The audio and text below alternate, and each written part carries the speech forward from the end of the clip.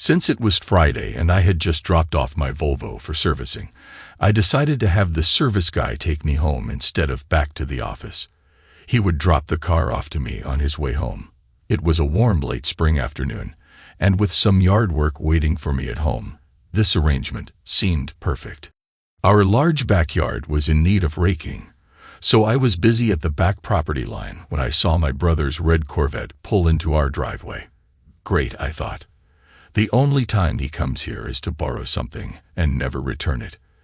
As I got closer to the driveway, I heard my son, Sam, call out, "Hey, Dad, what brings you to the land of chickens?" Dad. I wondered, why did my son call my brother Dad? And why the land of the chickens? My brother responded, "I'm returning Uncle Joe's circular saw. I accidentally cut the electrical cord, and he needs to get it fixed so I can finish my project at home. Is Joe around?" Joe? My name is Joe, and I hardly think of myself as clueless. Maybe I am. I decided to stay on the outskirts of the garage and listen to this conversation. Of course, I turned on my cell phone to record it. Sam replied, "Joe isn't here. He usually doesn't come home before 5, and I try not to spend much time with him anyway. So no, I don't think he's home. By the way, now that school is out, when can I come over to your place? It's more fun than being here." "I'd love to have you," my brother said, "but your mom wants to spend as much time with you as possible. You're her only child, and she'd be lonely if you left. She's supposed to spend some time with me Thursday afternoon, so I can talk to her about you staying with me for a week or two this summer." It was unsettling to hear my son ask, "Why doesn't Mom divorce Joe and move in with you?" I had no idea she spent afternoons at his house. Things started to piece together in ways I didn't like at all.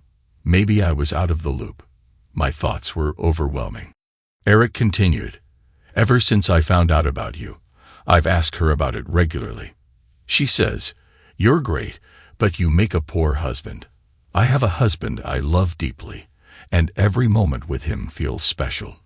Even though my time with you has been intense, he makes me feel truly loved. I love him, and I don't love you the same way. That's why she won't leave Joe, but still sees me occasionally. I've got to go now, but I'll see you at your grandparents' tomorrow for the annual family birthday party and Memorial Day lunch." At this point, my legs gave out as I slid down the side of the garage into the garden. My world was falling apart.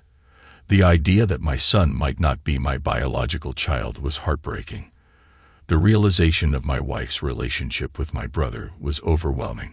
I stumbled back to where I had been working and sat on the rope swing, a swing where I had spent many hours with my son. I sat there and cried, feeling utterly lost. What was I to do? Before making any decisions, I needed to understand my situation fully. Then I thought of my redemption, the DNA test. Several years ago, Carol, Sam, and I all took the 23andMe DNA test. How could that be incorrect? But what if Carol threw away my test and put Eric's saliva in the test with my name? That would hide the real parentage of Sam. What a despicable thing to do. They threw away my legacy and replaced it with that man's, purposefully denying me the right to know I wasn't the father of a boy I so desperately loved. When that thought of redemption was disregarded, I knew I needed to take stock of my present world. My name is Joe Tindle, and I'm 43 years old. I don't weigh much more now than I did in college, 175 pounds. I'm slender and wasn't a jock in high school or college. My specialty was running, and I excelled on our high school track team. Now, the distance running I used to enjoy is interrupted by family and work obligations, but I still get in a few miles each week, sometimes running in a 5K or 10K event for charity. My employment involves a dual role as Chief Financial Officer and Chief Operating Officer at Tindle's Machine Company in my hometown. My great-grandfather started the business as a blacksmith, sharpening plowshares and putting iron rings on wooden wagon wheels. Grandfather Tindle and my father, Edward, followed suit, each of them adding the newest metalworking machinery of their times to the business. Now we produce precision parts for the aerospace and metal replacement parts industry.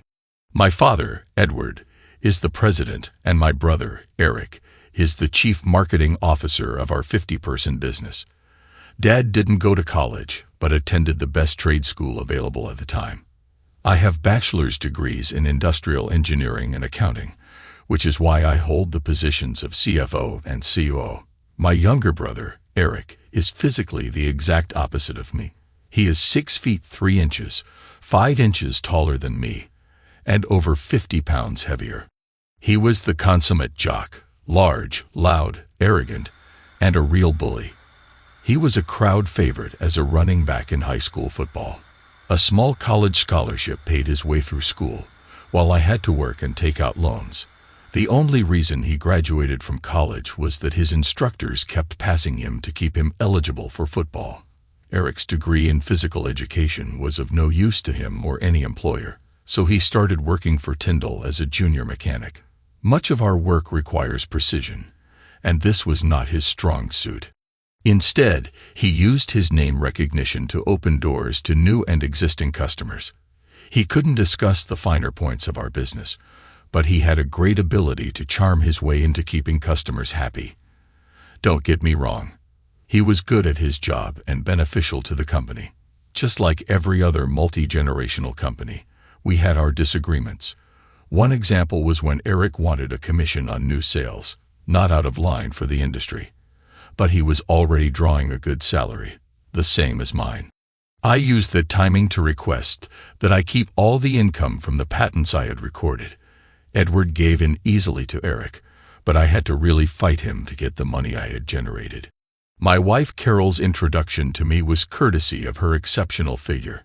She wore a loose pair of shorts and an event t-shirt at a 5K charity run for the high school library. I'd graduated from college and was working with Dad. I'd seen my fair share of uncovered female glutes during and after college, but this one was special. The rear view of her included a narrow waist flaring out to 2 perfectly sized, muscular buttocks. I hadn't even seen her face yet, but I thought I was in love, temporarily, anyway. With my running times, I could have stepped in front of her, but I preferred this starting position.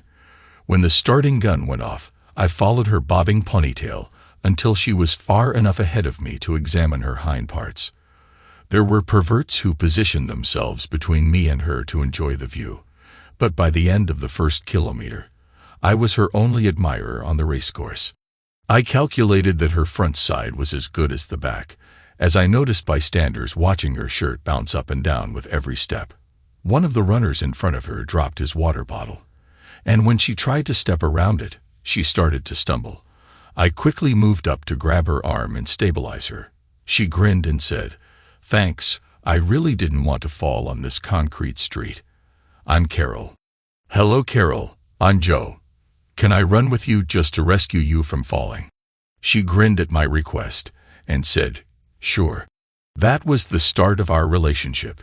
Carol had her degree in secondary education and was working as an English teacher. A year after we met while running, we were married in Carol's home church. After 2 blissful years of marriage, we decided to start our family. Despite repeated romantic weekends, Carol didn't become pregnant. Diets were changed, different techniques were attempted, and a thermometer was constantly available to gauge the exact time for fertilization. Our whole lives were guided by the goal of getting my sperm to meet her ovum at the perfect time. Neither of us really wanted to be tested for fertility at this time, maybe in a year or so, but not now. I was heartbroken as I desperately wanted to have at least 2 kids, regardless of their gender. Eventually, both of us relaxed and returned to being together for the love of it and each other. Just a couple of months later, Carol missed her period, but didn't want to jinx it by telling anyone, including me. When she missed the second, I was ecstatic. I was brought up with the idea that family was one of the most important factors in a person's life. The Tindle family had been in the community for over 100 years, and photos of the generations at our parents' house displayed the pride we had in our family. Carol's pregnancy was not without its trials, as she was bedridden during the final 2 months at the doctor's orders. The delivery was complicated, and we almost lost both my wife and newborn son that day. The embryo that became Sam enjoyed the warmth and nourishment that Carol's womb provided. Sam grew so large for her pelvis that he had to be born by cesarean section. During the surgical process, the doctor noticed a situation that caused him to caution us against trying for another pregnancy, fearing extreme consequences. He made it clear that another pregnancy could result in the death of both mother and child, something neither of us wanted. So we agreed to his recommendation for surgery. Knowing this was it for us, not having more children made Sam even more special to us. Sam was a vigorous young boy, constantly active. He and I enjoyed roughhousing on the floor, much to Carol's dismay. The hours we spent throwing, kicking, and shooting some sort of ball were countless. His grades were not exceptional, but slightly higher than the average boy of his age. It was after his 15th birthday that the relationship between us started to fray. I attributed it to the normal conflict between parent and child at that age. We used to talk for hours while throwing the ball back and forth, but now he said he was too busy on his cell phone and video games to talk to his dad. When pressed for some form of contact, he became surly and disrespectful. From what I gathered, it seemed he thought being an accountant was less manly than other vocations. Part of that idea probably came from the fact that he was now taller and more muscular than I was. Over the years, Carol continued to be the perfect wife in every aspect. Between her knowledge, intelligence, and total dedication to her vocation, she was now the principal of McKinley School, a school designed to give special attention to students who had difficulty applying themselves to schoolwork and interacting with others, such as students who engaged in fighting. I did notice that the stress of supervising unruly students led to some conflicts at home. She would make biting comments about something I did or didn't do, according to her definition of the task. Her irritation with me rarely extended to bedtime. She was always sweet and loving when we slipped under the covers.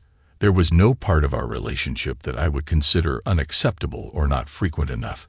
So I was dumbfounded when I heard my brother telling Sam that he was Sam's father and that he had regularly been with Carol for over 17 years.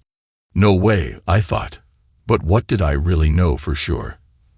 The biggest doubt for me was how Sam had the same body frame as both Eric and Edward.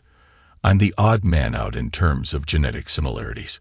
Something didn't feel right, either in my head or in my stomach, as I contemplated the possibilities. That evening, I kept a close eye on Carol, though there were no obvious signs of anything unusual. Dinner was lively and enjoyable. With Sam out picking up friends and seeing a movie until late, Carol and I started cleaning the kitchen. She asked me to load the dishwasher while she went to the bathroom. When she returned, she was wearing a lace apron over nothing else.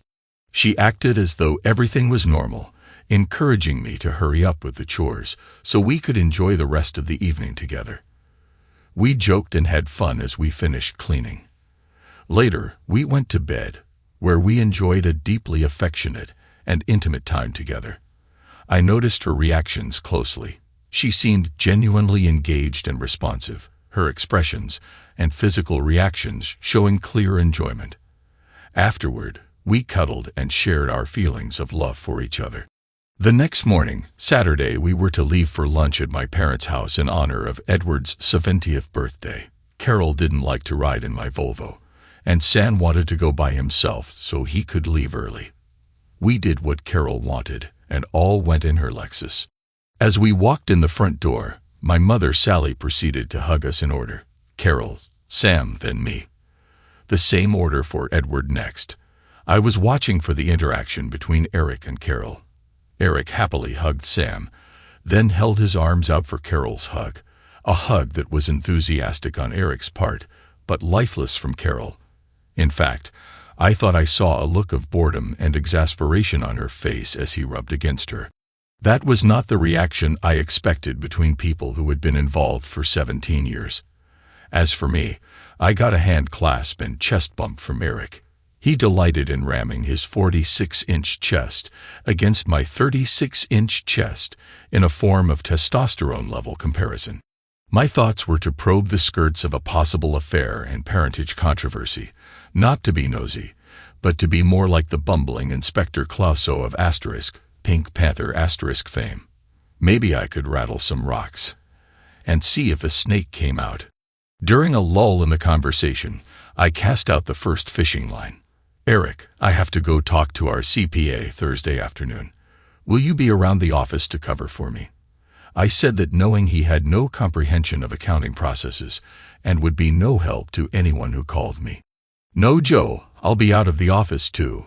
Big project in the works. Carol blew a couple of bubbles in her iced tea with her nose. That meant I was getting close to finding something out. Well, big fella, is it something you'll get all sweaty and worn out from? Nah, I've worked with this person many times, and I'd always come out on top. The look Carol gave him was hotter than any of our plasma cutters. I could see the color draining from her face. No one made a noise of any kind. No fork against plate. No clinking ice in their tea. Midnight in a graveyard was louder than Mum's dining room. Eyeballs were rotating between the five of us. That was also a clue that they all knew about the infidelity. I thought I could hear the sweat oozing through their skin. This was just what I wanted, to be clueless Joe to the five of them. But underneath the clumsiness, I was comprehending what was happening. Dad broke the ice by saying, "Well, you guys get your calendars to see who goes where." He continued, "I'm glad you boys came today for my birthday.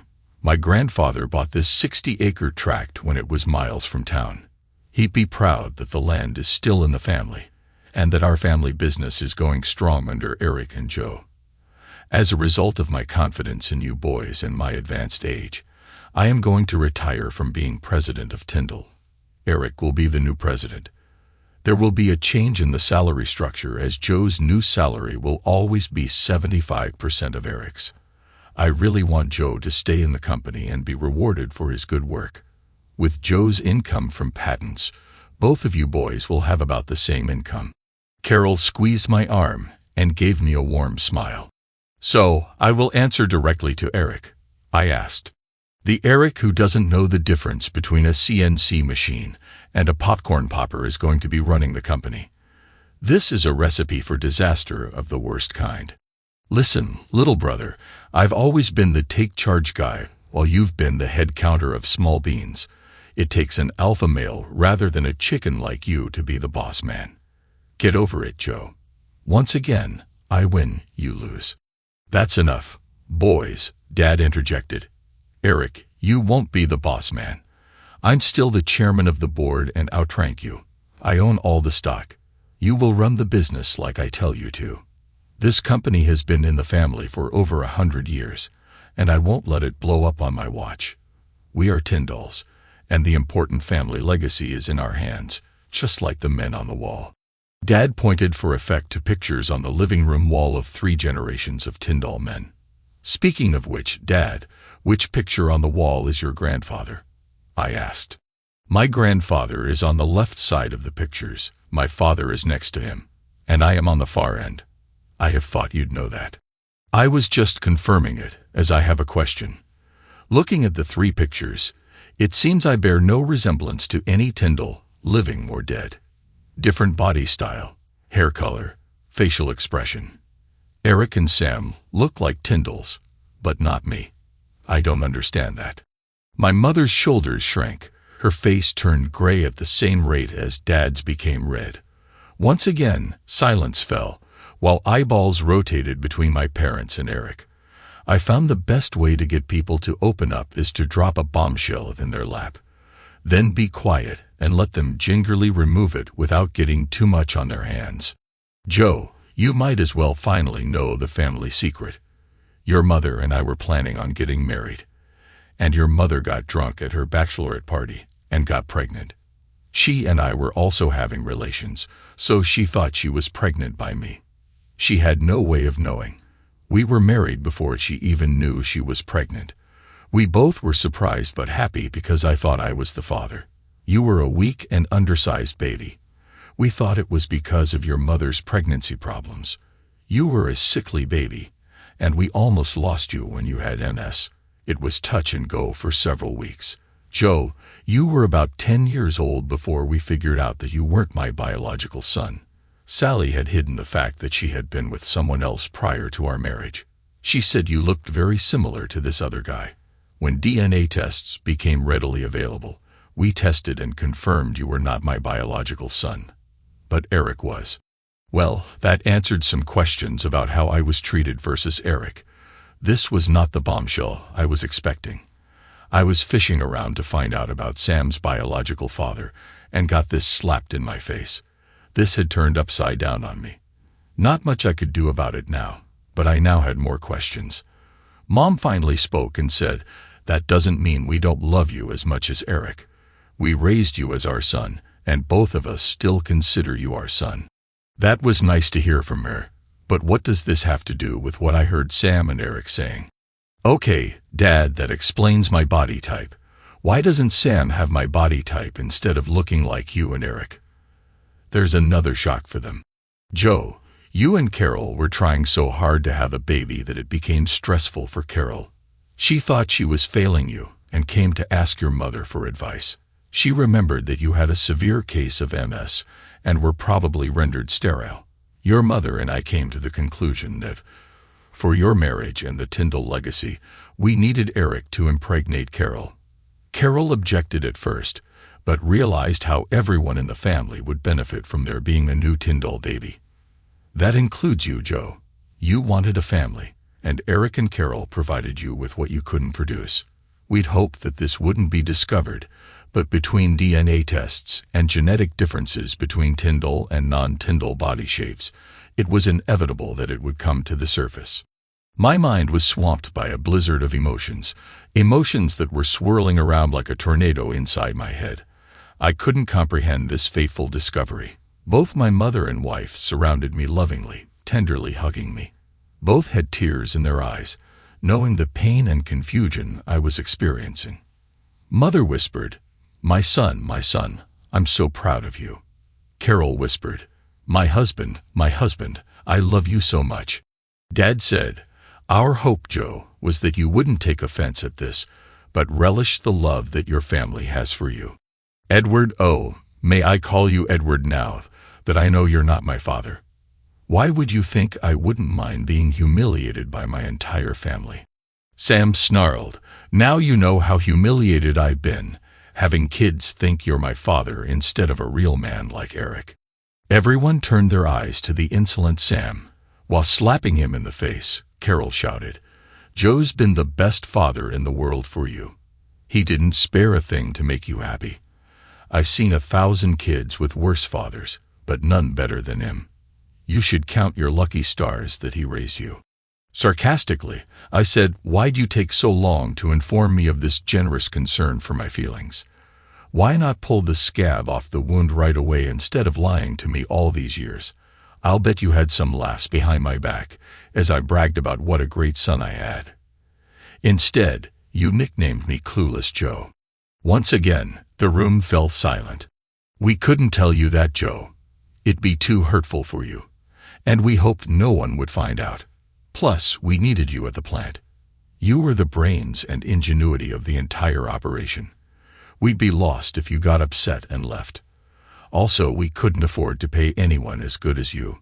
We had a headhunter give us a range of salaries for CFO and COO, and he said it was more than double what we paid you. This is too much for me to comprehend. You encouraged my brother to be with my wife for a Tindle baby, not mine. You kept me working at under peer rate just so your profits and dividends would be better. You made me think that I'd be running the show one day. But Tindle blood is more important than competence. I can't believe what you've dumped on me today. Next thing I know, you'll be telling me that my precious wife is still involved with that awful brother of mine. Here it comes, the big reveal. Will she or won't she tell me if she still spends time with Eric?" A meek voice finally moaned, "I'm sorry, Joe. I'm really sorry, but you have to understand the tension and stress I have at my job. I don't love him. I loathe him for what and who he is. However, I need him to keep me from going insane." With that, she crumpled to the floor. My left foot started to make a move toward her to comfort her, but the rest of my body said, "Stop. She brought this on herself. Now she has to deal with the consequences. I'm sorry about this, son. Son, you hypocrite. Calling me son after torpedoing my whole existence. Giving me the minimum of affection compared to Eric while we were kids. Encouraging my wife to deceive me. Pushing Eric's kid into my life, all the while laughing at my complete ignorance of the absolute and total disrespect you have for me. I'm done with this den of snakes. While saying you were doing this for me, you were intentionally and literally hurting me for your own personal reasons. None of those reasons were to my benefit. They were all heartbreaking to me. I'm like a newborn orphan, an abandoned baby with absolutely no one to come to my aid. A personal and heartfelt forget you to each and every one of you. With that, I raged so loud that spit was flying from my mouth. I turned to leave. Just as I got to the door, a big paw grabbed my arm. I'm sorry about this, Joe. Since it means so much to you, I'll quit being with your wife. I've been with her for so long. She's all used up, so I'm giving her back to you. The sheer audacity of that awful person giving my overused wife back to me. Again, I turned to the door, but this time Eric spun me around. The spinning motion was surprisingly valuable to me, as I had the chance to sucker punch him as I was turning. I aimed at his nose and swung with all my strength. Trouble was, I missed. I didn't realize how much taller he was up close. Instead, my fist hit him directly in the throat. Even though my swing didn't come close to his nose, his dark brown eyes bugged out of their sockets. His normal sarcastic comments were reduced to ack, whack, and other guttural sounds. He fell to his knees, holding his throat, staring but not seeing anything. Here was my one last chance. I stepped back and swung my leg as hard as I could at the underside of his testicles. It produced my desired effect. A blood-curdling, indistinguishable scream pushed its way out of his collapsing throat. Carol and Sam rushed to him, but with different emotions. Sam was trying to comfort his mother's accomplice. Sam turned to me and shouted, "You jerk." The hypocrisy of it. One jerk calling another jerk a jerk. What a messed up sewer you have here, Edward and Sally. A mess. Carol started kicking Eric in the back as hard as she could, screaming, "You jerk, you deserve this and 1,000 more." I left the mini-riot, got in Carol's car, and proceeded to back it into the driver's side of Eric's prized Corvette. As I accelerated out of the yard, I clipped the passenger side of Edward's new F-150 pickup. As a result of my anguish and humiliation, it was all I could do to keep the car on the road. An abandoned gas station gave me the opportunity for a respite from my turmoil. First, I cried until I thought I'd dehydrate myself. Then the anger burst like a 4th of July firework. Beating the vinyl dashboard was the most I could manage in my state. Finally, exhaustion took over, my limbs were weak, and my mind was numb. The cell phone's buzzing sound from the floor was one of the many calls and texts that the woman formerly known as my wife, Carol, had attempted. With a deep sigh, I thought, what could I do now? There was no way they could undo what they had done. Not only was I betrayed, but also a true victim of deception, with my mother not being married to my biological father. Well, isn't this an absolute storm that I'm in the middle of? 3 days ago, I was king of the world. Now it's a world of misery. The only good thing I could think of was that I did have options. Option 1, I could continue to be clueless Joe. I would get a raise in pay but would have to report to Eric or Edward as my boss. Every day I would see Eric and Carol causing the same pain in my gut that I had today. That was not going to happen as both of them had messed up my life. No way to option 1. Option 2, I could quietly sneak out of town. Let everything just continue around the Tindle family, with one chair at the table being empty. That's an idea, but they wouldn't care. They didn't care about me when I was here. Why would they care when I wasn't there? Option 2 was not for me, but maybe I could blend option 2 with option 3. Option 3 involved me participating in the family of snakes, but not to their benefit. Make them regret every lying, deceiving, and humiliating thing they did to me. Yeah, I like door number 3. The only thing holding me back now was that I was 20 miles from my house, so I needed to move on. The damaged car was left in the yard, not the driveway. My computer and all my important paperwork were boxed and loaded into my Volvo. Clothes I would need for the next few months were put in my car. All other clothes and stuff I wanted to keep but didn't need right away were put in Sam's 2017 Acura. Sam's dog, Bullet, wouldn't leave me alone as I effected my escape. He was making noises like he wanted to go outside. He was always a pain in my bum, and I'll be glad to be rid of the poop scooping, feeding, and walking of a dog that never liked me. Bullet did provide me a real nice parting favor by taking a big greasy dump next to the house.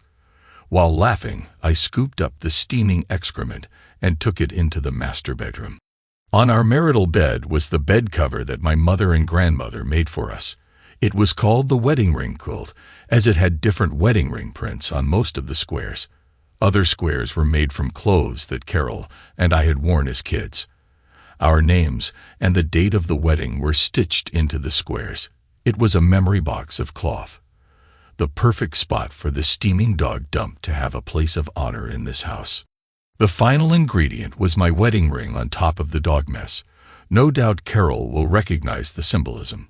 All the wall pictures of Carol and Eric's son were stacked under the cherry wood dining room table. After putting a towel over the pictures to protect myself, I grabbed the hammer. I drove my biggest nail from my shop through the entire stack, sending glass flying in every direction. Now I was ready to move on. There was nothing and nobody making me feel I needed to be here. My loaded Volvo drove me to an extended stay hotel on the other side of town. After unloading my car, I drove to the airport, put the Volvo in extended parking, and rented a Hertz car. My plan was to never let the snakes find and harass me. The rental car took me to my new base of operations. An Uber driver drove me to retrieve Sam's car so I could put it in a storage unit. When I get resettled, I'll unload the car and sell it. After all, it was in my name as a result of Sam not being insurable after his speeding tickets. A dinner of pizza and beer delivered to my room kept me from being seen by anybody.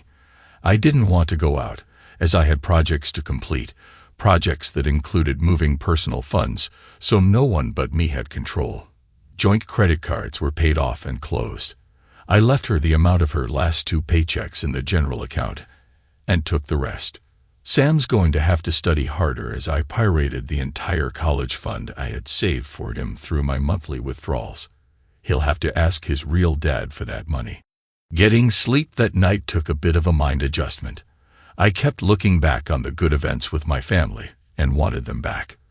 Reasoning showed me that the people I loved didn't care about me. So why should I care about them? After that reset, I became less clueless Joe and more fearsome Joe. Tomorrow, fearsome Joe would hit Tindle Manufacturing. It would be Sunday, and no one would be in the office. Oh, what a fun day I could have. Funny how that thought made me sleep better. My rental car and I parked a reasonable distance from the front door of Tindle Manufacturing. I could have parked in my spot, but then someone might think I was there. After turning off the security alarm and then rearming it, I went to my office. Since I was the CFO, I had access to all the money accounts. Tindle had 7 different accounts, so I moved all the money to the main account, reserving enough for 2 paychecks for the staff. The line of credit at the bank was maxed out and added to the general account. I wired all the funds to our international account in the Caymans. It was still company money. I had no intention of being charged with any crime other than being betrayed. This Cayman account was established years ago as a clearinghouse when we bought and sold items to European companies. Now the fun part begins. I changed the login name and password to every account. No one will be able to access the accounts for some time. They won't even know where to start, as none of the banks sent paper or email monthly statements. While chuckling, I revised the postal address to 101 Big Tree Street 2, Montana 5985. I sent closing emails for electricity, gas, water, telephone, and internet. Since the beginning of time, The Tindle men had always saved every piece of business-related paper. 5 years ago, I initiated a program where everything was stored in the cloud. The only paper we had was vehicle titles and warranties. All members of the finance department had access to these files, but I was the only one authorized to add and delete files. Passwords and logins were changed so no one could even peep at an account. Any of the CNC machines that were online now had a new password and login. Eric's office was my next stop to pirate anything juicy out of his computer. It didn't take much time to find some video files of him with staff members' wives, local people, and of course, files of Carol. I put the videos on my thumb drive and left his computer undamaged. I wanted to save this retribution for later. The last stop was the utility room, not an ordinary room, but a fortress. The main line for our electricity entered this concrete-walled secure room. Tindle Manufacturing consumed a huge amount of electricity when all the machines were humming. Touching the wrong wire at the wrong time would reduce a person to ashes in a nanosecond. The electrician and I were the only authorized people to enter. The electric company bureaucracy would take a few days to shut down our service. In the meantime, I'd shut everything down from the secure room and then add new locks. By the time they figure out that it was the main transformer box shutting off the switches, the power company will turn out the lights. It will take a lot of work to open that extra heavy door.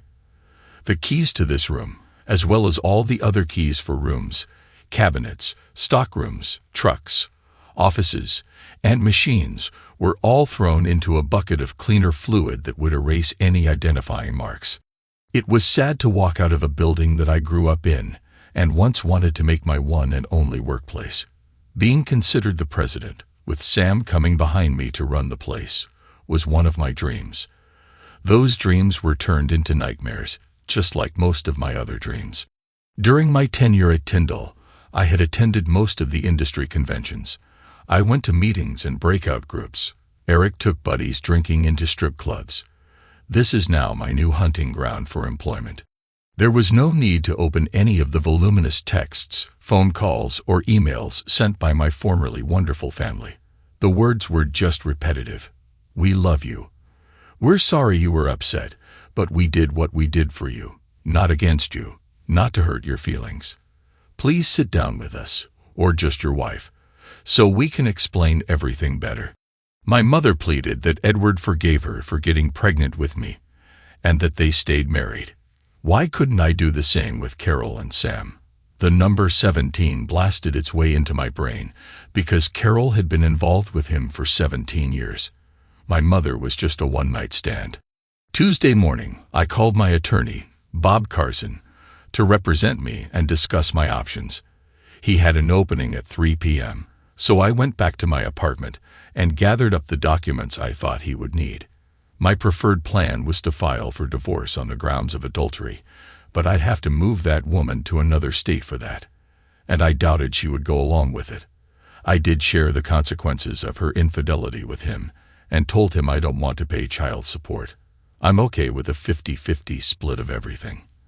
I don't own any stock in Tindle Manufacturing, so that was off the table.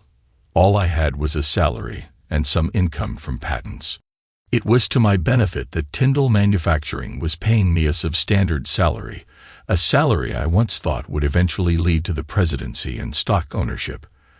As a school principal, Carol's wages were very close to mine, so the attorney thought the divorce could be opened and closed easily unless she decided to fight it.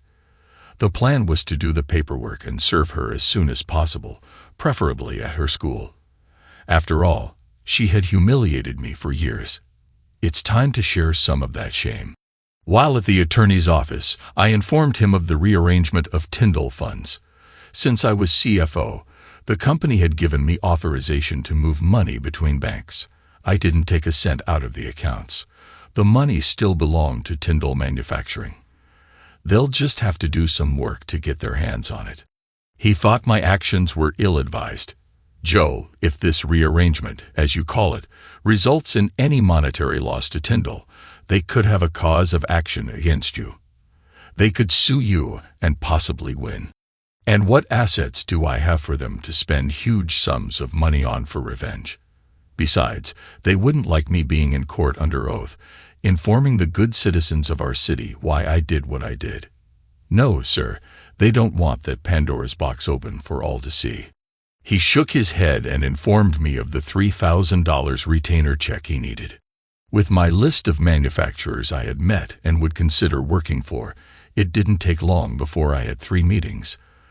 These companies wanted both my services and access to my patents. There was absolutely no reason to stay in town. I had many friends I could count on to help me, but I hated to burden them. There was only one way to get myself out of this mess. Fight my way to the top and jump out to some new place. Start over at 43 years old.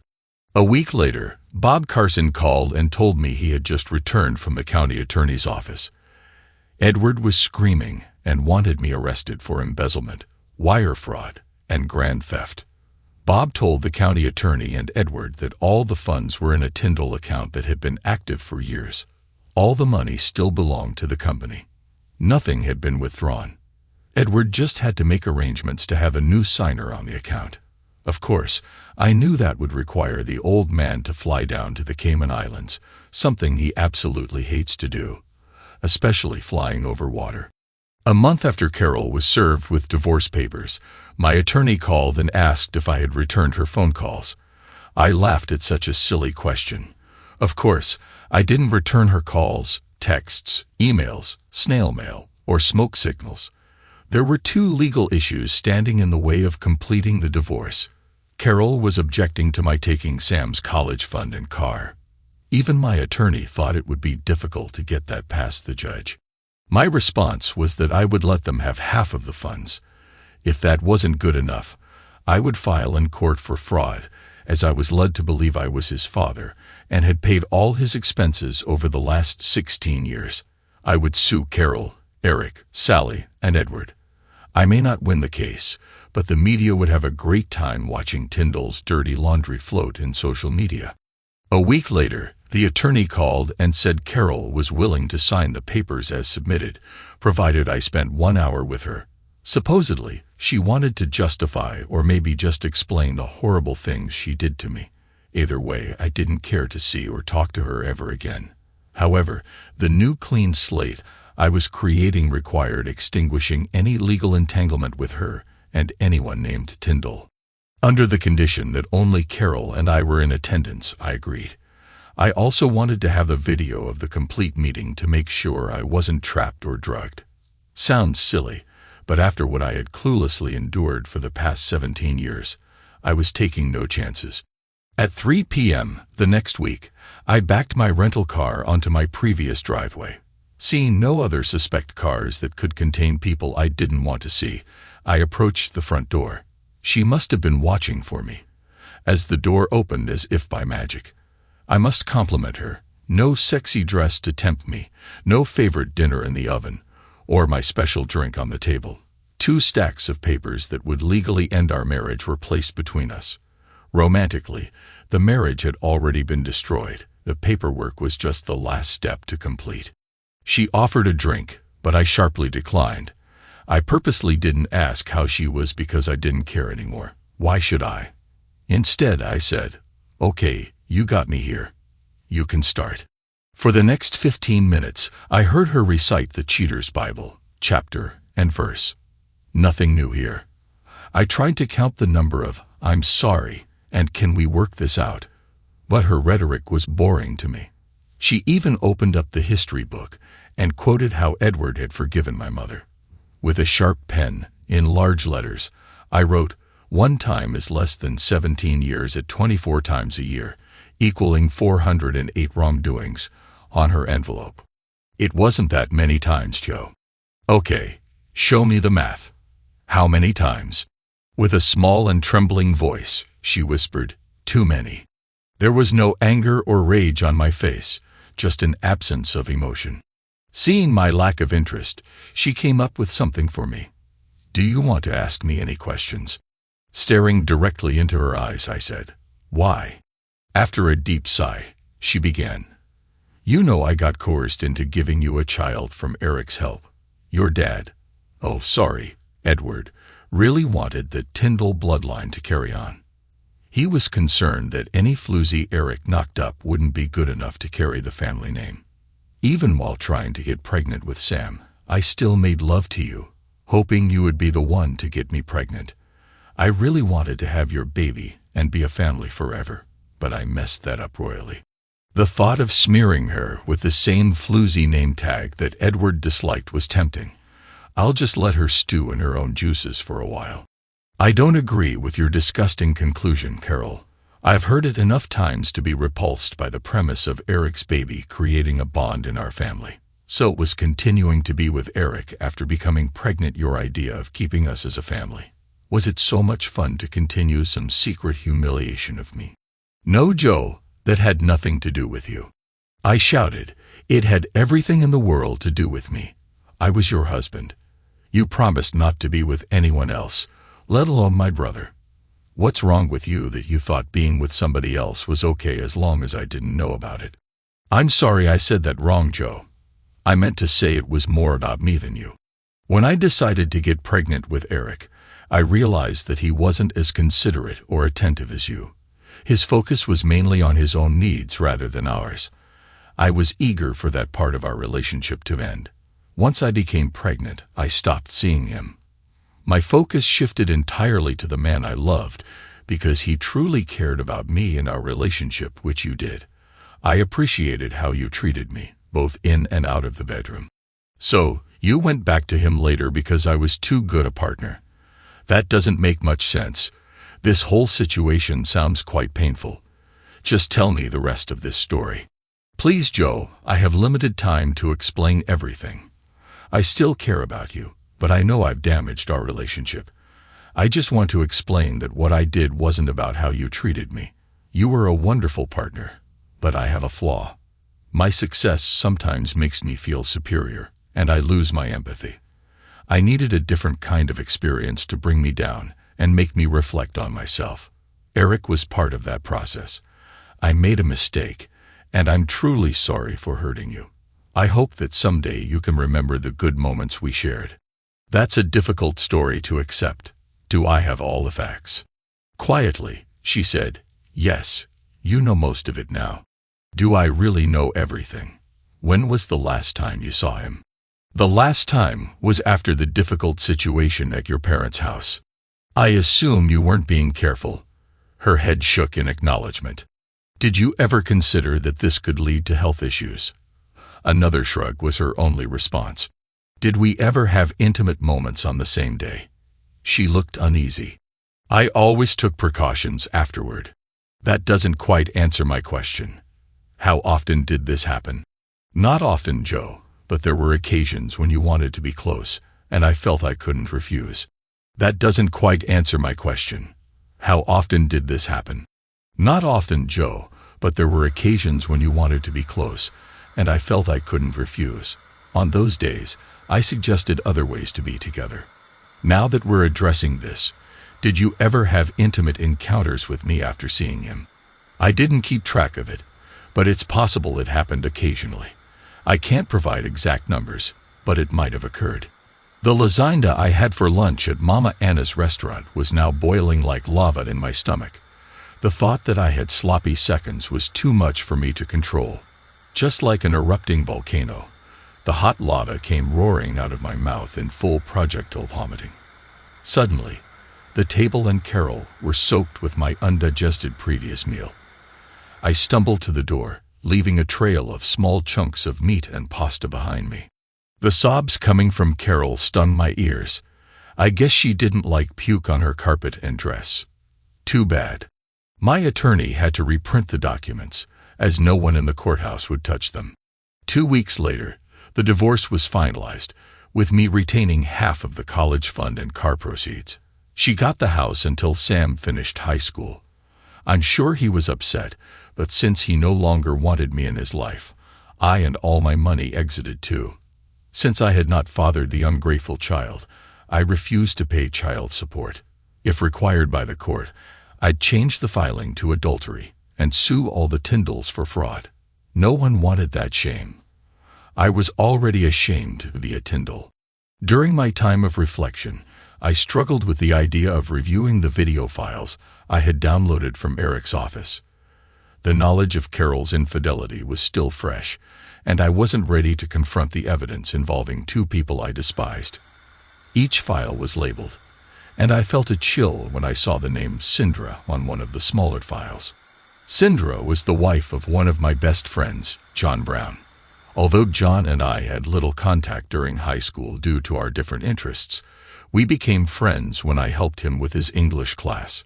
He later worked at our shop based on my recommendation, and our friendship continued.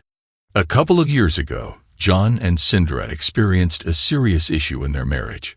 Sindra had a troubling night out where she either drank too much or was drugged, resulting in a regrettable encounter with another man.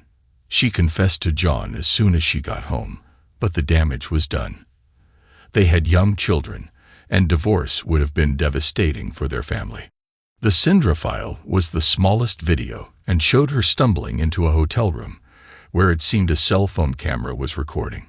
She appeared disoriented as Eric entered the scene and undressed her. There was no audio, and the video revealed a lack of affection or tenderness, with Eric being purely physical. Afterward, Sindra left the room to get dressed and leave without any interaction between them.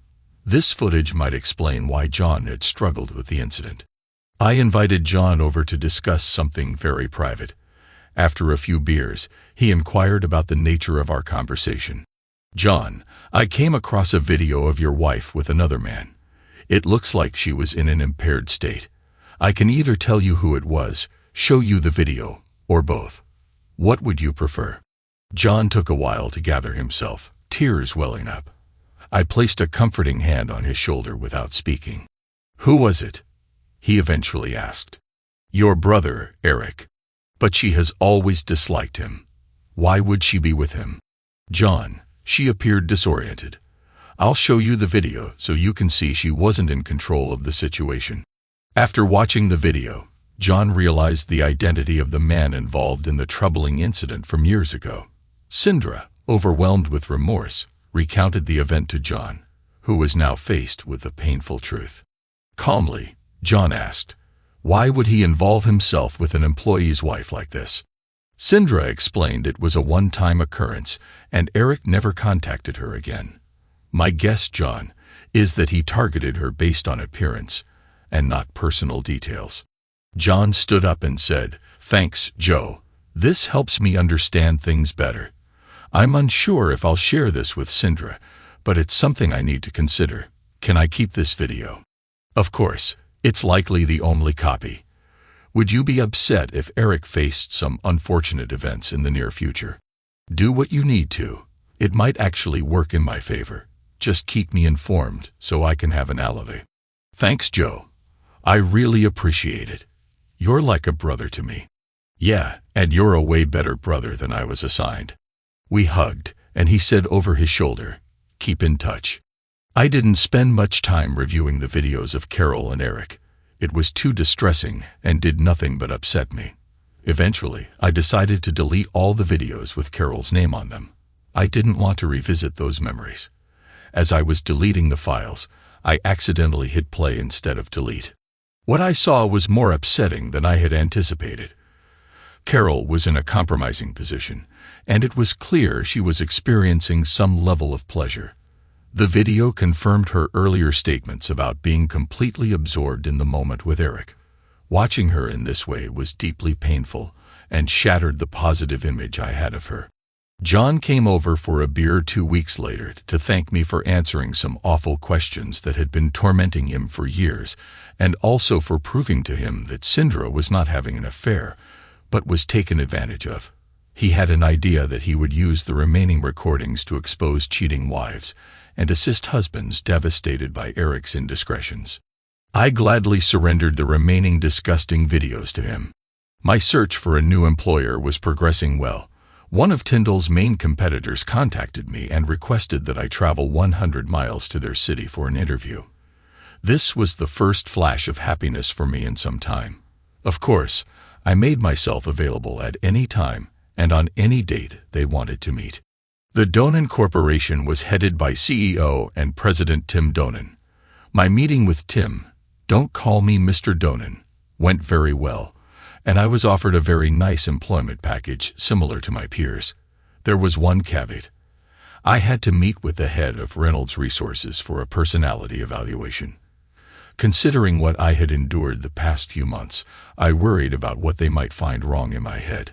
The person I was supposed to meet the next morning at 10 o'clock was Mickey D. Reynolds. Reynolds Resources handled more than just personality evaluations. They also managed HR duties, employee recruitment, corporate governance, and reporting for Donen Manufacturing. Tim said this took a big load off his mind, as he was a consummate engineer, more interested in projects than paperwork. Their office was very modern and sophisticated, a change from Donen's basic manufacturing office. After giving the attractive receptionist my name, I was offered coffee and a couch to sit on until Mickey D. would see me. Once again, no Mr. Reynolds, just Mickey D.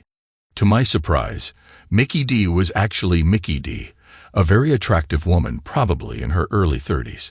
She didn't seem surprised that I was stumbling for words as we shook hands, her firm but feminine grip being very pleasing. We spent the next couple of hours discussing my traits, preferences, and philosophy of engineering. Our conversation was polite and very pleasant. Delicately, she went into the reason why I was leaving my job at Tindle. She knew she wasn't allowed to ask personal questions, but she left the door open for me to inform her of anything I wanted. All I told her was that I was passed over for president and was underpaid for the duties I performed. Oh gosh, Joe, it's 11:45. I'll bet you want to go to lunch. I'll send my report to Tim, and he'll get back to you with more details. Would it be outside of company rules for me to offer to take you to lunch? You know, kind of like giving the new employee a Chamber of Commerce tour. She gave me a sly smile and added, I'd love to do that. Off we went on the first of many lunches, which turned into dinners and more. Over the next few months, I was slow to enter a relationship but eager to spend time with her, as I really liked being around her. From her reactions, she seemed pleased with the pace and the building of a friendship. During this time, Tindle Manufacturing was struggling financially. Even though Tindle had the cash to pay all the bills, the money was just not available. Edward had to act quickly as vendors and suppliers needed to be paid. He had to use his emergency assets to keep the company afloat. The 168 acres of prime development close to town were worth millions. However, the thought of mortgaging this property rattled all the Tindles, who had owned that land for over a century. The mortgage funds kept the company going until Edward went to the Caymans to get control of the money. However, the reputational damage was heavy. Instead of allowing Tindle to pay for materials, suppliers demanded cash in advance after 14 days. This severely damaged their working capital, and the mortgage was not paid off as the Cayman money gradually made its way back to the States. Details of the upheaval in my personal and business life eventually reached Mickey D. She was sympathetic, having experienced her own tragedy when a UPS truck killed her husband 2 years ago. He had been the founder and driving force behind Reynolds Resources, and she had taken on the responsibility of maintaining the business after his death. In the meantime, John informed me that Eric had been attacked in a dark bar parking lot. After taking several blows from a steel pipe, Eric had pleaded for mercy while on the ground. The attacker had then grabbed Eric's finger and bent it back until it broke, delivering a harsh message. That's for what you did with my wife. At Donen, I found a renewed sense of fulfillment. Without a non-compete clause with Tindle, I began drawing away their best clients. Tindle was aware of my departure and welcomed my new contact information. Although I wasn't a salesman like Eric, I understood the client's needs and could offer superior products. Eric had been preoccupied with personal issues, often getting hurt after leaving bars. 6 months later, after my divorce was finalized, my relationship with Mickey D. flourished. She was beautiful, intelligent, and caring, and we grew closer with each date. Our evenings together became increasingly intimate, with plenty of affectionate touches and kisses. One night, It was clear that Mickey was interested in taking our relationship to the next level. As we danced closely, she noticed my interest and asked, "Shall we leave now?" "Absolutely," I replied, kissing her with newfound passion. We couldn't keep our hands off each other on the way home, and our excitement made things almost precarious. In her bedroom, we took our time undressing each other, exploring new sensations. As things heated up, she asked, "Did you bring protection?" "No, I'm sterile. That's why Carol had Eric's baby." "What did the doctor say about being sterile?" "No doctor. My mother claimed I had MS as a child, which is why I couldn't get Carol pregnant." "Your mother lied to you and encouraged your wife to be with your brother. I'd recommend getting a second opinion from a doctor. Now, I'm ready for us to have a great time." We spent the night together, and by morning, we were both thoroughly exhausted. During our afterglow, I promised to see a fertility specialist. I'd need to wait a week to regenerate enough sperm for a proper test. At the doctor's office, after a rather uncomfortable visit, I was told to return in a week for the results. Since Mickey was interested, I asked her to join me for the follow-up appointment. The doctor confirmed that I was not infertile. My sperm count was 25 million, which is lower than the average but still within a viable range. The mobility of the sperm was also normal. He suggested that if we weren't in a hurry to conceive, we could go on without worrying too much about pregnancy. A few lifestyle changes, such as taking vitamins and reducing alcohol intake, might help, but he emphasized that sometimes it's just a matter of chance. Mickey D resumed birth control while I used a condom for a few months. As Christmas approached, we decided it was time to find a place together. We planned to wait until after the new year, but first, Mickey wanted me to meet her parents. She had told them she was dating a great guy. At least, that's what she said. They wanted him to come to the house. This might be the beginning of me having an actual family again. I was a little nervous as we drove up to a large but unpretentious house. As soon as the door opened, Mickey D stepped in front of me and grabbed the man in gray slacks and a red Christmas sweater. She made a quarter turn to the right and said, "Daddy, I want you to meet the man I love, Joe Tindle." "Joe, meet my father." I interrupted her by saying, "Mr. Donan, oops, Tim, I didn't know she was your daughter." "Wow, I don't know what to say." "Say, nice to see you, Tim, and come into the house." "Why didn't you tell me Tim was your father? Don't you think that would be something I'd be interested in?" "Yes, Joe, and that's why we didn't want you to know. I wanted to know if you were interested in me or my inheritance. I also didn't want you to take any flack from the employees about having a relationship with the boss's daughter and only heir to the company. I had a younger brother, but he died when he was only 16 years old. So, what does being asked to have Christmas dinner with your mother and father mean for me? Is this personal business, and does it affect our relationship?" "Joe, it means I love you and want you to get to know my family. Business is separate. Since you've told me you have no family, I'm asking you to have Christmas with mine." "Okay, now I know about Mickey D. The D is Donan. I truly am clueless, aren't I?" She giggled and said, "Maybe you should have a D in your name for duh," at which point all four of us laughed. With the air cleared, we had a wonderful afternoon and evening. I really enjoyed being with Tim and Mickey's mother, Barbara. I may be clueless, but I got the impression that my request for Mickey's hand in marriage would be accepted by her parents. I'm pretty sure Mickey would say yes, but considering what's happened to me, I hate to take anything for granted. My instinct was correct as Mickey jumped off the couch and onto me when I went down on one knee with a blue velvet box in my hand. She removed her lips from my face long enough to pant, "Yes, yes, yes," then returned to her enthusiastic kissing, which took all the oxygen out of my lungs. Not that I didn't enjoy her enthusiasm. 3 months later, we had a small wedding. No one from my side of the church, just John and Sindra, and some new friends I had made. After a honeymoon in the Caribbean, we came back to my apartment and started our life together. The first order of business was for Mickey to go off her birth control pills. We figured it might take some time before my sperm met up with her egg, so let the good times roll. We went to the county courthouse for name changes. Mickey D. Reynolds changed back to her maiden name of Mickey Donen. With society's more lenient attitude towards gender identity, marital status, and personal names, I changed my name to Joseph Timothy Donen. When we requested his permission, Tim was both honored and delighted that I took the name Donen. With tears in his eyes, he whispered, "Thank you, son." My friend John discovered a file of Carol and Eric together and wanted to avenge the humiliation we had both endured.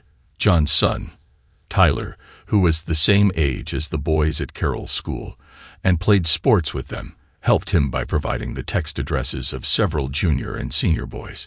Using a new address, John sent a copy of the video with the heading *** principal screwing class 100 and 1***. A week later, while Carol was walking down the school hallway between classes, she heard sharp barking sounds that struck her as odd. As she turned toward the noise, she saw a group of senior boys smirking at her. Initially, she thought her blouse was unbuttoned or her skirt had ridden up. But as she turned back, the barking continued from another group of boys. She remembered the school mascot was a bulldog and assumed it might be some team-building exercise for the upcoming game.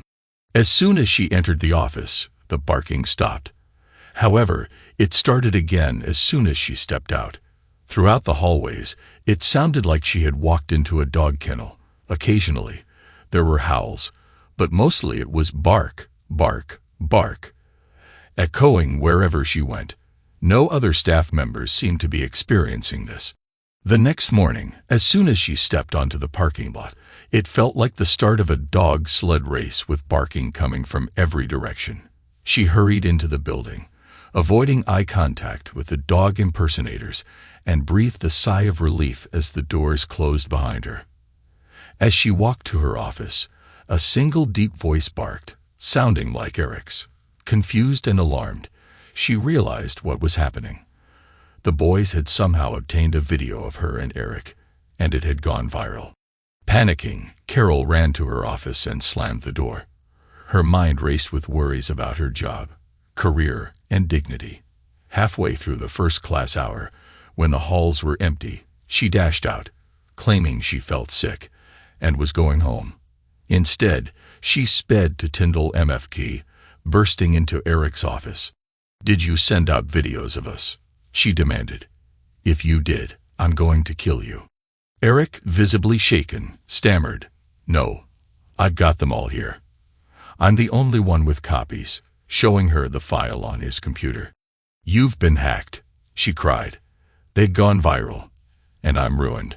Overcome with distress, she crumpled to the floor. Eric and his father quickly decided to take her back to her house, shut the door, and return to work. 5 years later, Carol had to give up her principal position, having lost the respect of staff, students, and the school board. She was reassigned to a newly created role as an expert in her field, working from an unfinished basement office. There, she reviewed state and national procedures and guidelines with minimal interaction with others. Her appearance became disheveled, and she would arrive at the building early and leave before school let out. Her reputation had turned her into a social outcast, forcing her to shop for groceries out of town. Her son, Sam, was frequently sent home for fighting, as his classmates taunted him by referring to his mother as Lassie the Wonder Dog. Some men had sent her dog biscuits with their phone numbers, hoping for a response. Tindle FG's financial position took a nosedive after I left, losing customers to Tindle Manufacturing. Increased CFO and CUO expenses, plus poor management by Eric, doomed the economic viability of the company. To pay off the mortgage and other debts, Edward had to sell off the family's 160-acre farm. The land was developed into mid-priced housing, taking advantage of the beautiful rolling terrain. A business broker found a buyer for the company, and Edward pulled the trigger that killed the family business. Edward and Sally rented a small apartment, which took a good portion of their Social Security checks. When Edward and Sally died, the only evidence of the Tindle family in town would be on tombstones. Eric and Sam left town and began new careers as a used car salesman and a burger flipper.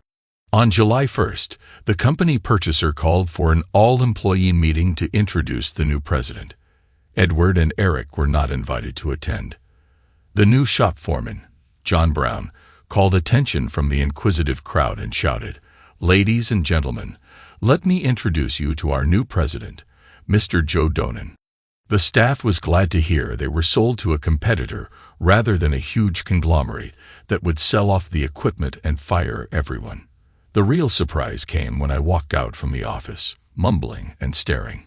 Most people recognized me, but not by this name. "Hello, everyone. I'm glad to be back in this building. Did you miss me?" This was met with a huge roar. I guess Eric wasn't as good a president as he thought he was. After assuring the assembled Donen Manufacturing employees of expected utilization and growth from the former Tindle Manufacturing, the employees started chanting, "Donen, Donen, Donen." Of course, the name on the building and your paycheck will be Donen Manufacturing. More cheers followed. Thank you for the wonderful reception. I'm sure this will be a great change for all of us. Now let me introduce you to my family, my wife, Dee, and our son, Timothy Joseph Donen. Yes, the DNA confirmed he was my son. Thanks to everyone who took the time to listen to today's stories. If you enjoyed it, please consider liking and subscribing if you haven't already. Feel free to share your thoughts on the events in the comments below.